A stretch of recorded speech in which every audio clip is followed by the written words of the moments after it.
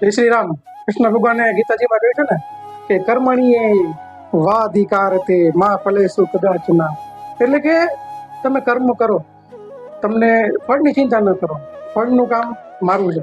મિત્રો, અમદાવાદ વિમાન અકસ્માત જે દુર્ઘટના થઈ તેમાં 242 લોકો સવાર હતા, પ્લસમાં જે પ્લેન જ્યાં દુર્ઘટનાગ્રસ્ત થઈને જ્યાં પડ્યું એ હોસ્પિટલ જે ડોક્ટરીનો અભ્યાસ કરતા બાળકો હતા તેની ઉપર આખું પ્લેન ક્રેશ થઈ ગયું છે અને અસંખ્ય લોકોનું મૃત્યુ થાય છે. તો બધા લોકોનું કર્મ શું હશે? તો મિત્રો, પહેલા અમારે વાત કરી છે આપણા વિજયભાઈ રૂપાણી, એટલે કે આપણા એક્સ મુખ્યમંત્રી, સ્વભાવે સરળ, બરોબર છે. તો સર્વપ્રથમ તો આપણે એ તમામ જીવોને જેમનો પણ એમાં જીવ ગયો છે તેમની આત્મા માટે ભગવાનને પ્રાર્થના કરીએ કે ભગવાન તેમના આત્માને શાંતિ આપે, મોક્ષ આપે, તેમજ તેના પરિવારને આ જે દુઃખદ પરિસ્થિતિ છે તેની સામે લડવાની હિંમત આપે, તાકાત આપે, તેવી આપણે પ્રાર્થના કરીએ. સાથે સાથે વાત ચાલુ કરીએ વિજયભાઈ રૂપાણીથી. મિત્રો, વિજયભાઈ રૂપાણી, એમના પત્ની અંજલિબેન, એના ઘણા દિવસો પહેલા જ ત્યાં ચાલ્યા ગયા હતા. તેમના મિત્રો જે હતા, સાથી મિત્રો, તે પણ ચાલ્યા ગયા હતા. તે 2 થી 3 વાર તેમની જે ડેટ છે ચેન્જ કરે છે અને લાસ્ટમાં 12 તારીખે એ જાય છે અને જે પ્લેન અકસ્માત થાય છે એમાં વિજયભાઈનું મૃત્યુ થાય છે. એટલે કે મિત્રો, કયું કર્મ હશે કે જે વિજયભાઈને ત્યાં જવા માટે રોકી રહ્યું હતું?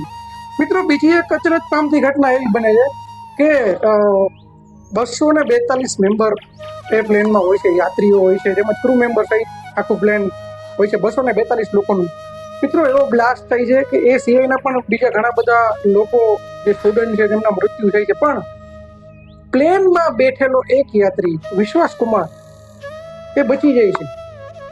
મિત્રો, વિચાર કરો, એક વ્યક્તિ, આવડો મોટો બ્લાસ્ટ, આટલા બધા આજુબાજુના લોકો, પક્ષીઓ, પશુ પણ નથી બચી શક્યા, ઝાડવા ન બચી શક્યા, તેમાં એક વ્યક્તિ જે પ્લેનમાં બેઠેલો હતો, 11A નંબરની સીટ હતી, તેમાં બેઠેલો હતો, એ વ્યક્તિ બચી જાય છે અને બચી જાય છે, પોતે ચાલીને બહાર આવે છે. આપણા મુખ્યપ્રધાન નરેન્દ્ર મોદી અન્ય લોકો પણ તેમને મળે છે.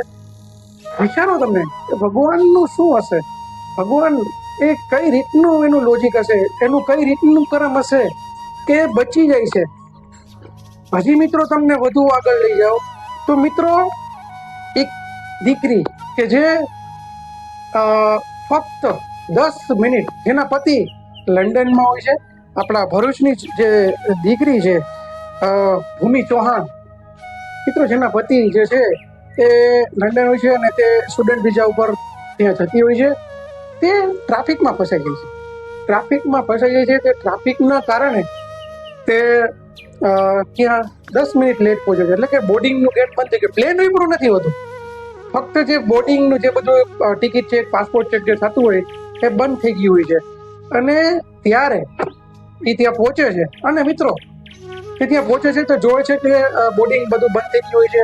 તો એ ત્યાંના લોકોને રિક્વેસ્ટ કરે છે કે મને જવા દો, મારું જવું ખૂબ જરૂરી છે, પ્લીઝ મને જવા દો, પ્લીઝ મને જવા દો. પણ નહીં, ગાર્ડ તેને જવા દેતા નથી, કેમ કે તમારા કારણે પ્લેન બીજું 20 મિનિટ લેટ થાય એટલે એમને જવા દેતા નથી.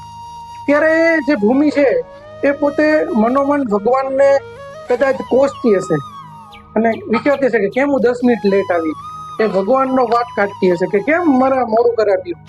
પરંતુ એની જે અફસોસ રહે છે 10 મિનિટ લેટ આવવાનો, ઘણી બધી દળ કરે છે લોકો ત્યાં જવા દેવા માટે, પણ એને જવા દેવામાં આવતી નથી.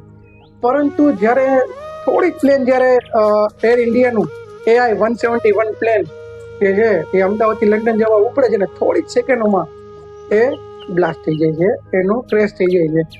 ત્યારે ભૂમિને થાય છે કે ખરેખર ભગવાને મને રોકી. મિત્રો, આ હોય છે કર્મ. કેમ કે કહેવાય છે ને કે હર ચીજ કા વક્ત તય હોતા है, हर जगह तय है, आप कहीं पहुंचते नहीं है, પહોંચાए જાતે.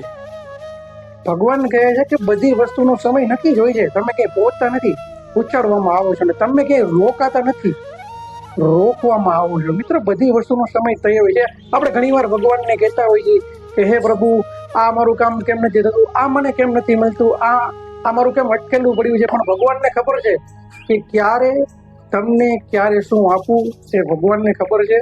અને તમને જ્યારે આપવાનું હશે, જ્યારે એને દેવું હશે, ત્યારે જ તમને આપશે. એટલે કે મિત્રો, કર્મ ઉપર વિશ્વાસ કરો. ભગવાને કર્મ કરવામાં આપને ફ્રી હેન્ડ આપે છે. હા, બધું ભગવાનની મરજીથી થતું હોય છે, પરંતુ ભગવાને આપણને ફ્રી હેન્ડ આપ્યા છે કે તમે તમારું કર્મ કરો. હા, પણ એની જે ફળ છે, એનું જે ફળ છે એ હું આપીશ. તો મિત્રો, આવા નવા વિડીયો જો તમને પસંદ આવતો હોય તો જોડાયેલા રહેજો મારી સાથે. ત્યાં સુધી મળીશું આવતા વિડીયોમાં. ચેનલને સબસ્ક્રાઈબ કરજો, વિડીયો લાઈક કરજો, કોમેન્ટમાં લખજો તમને વિડીયો કેવો લાગ્યો. ત્યાં સુધી આપણે મળીશું. જય શ્રી રામ.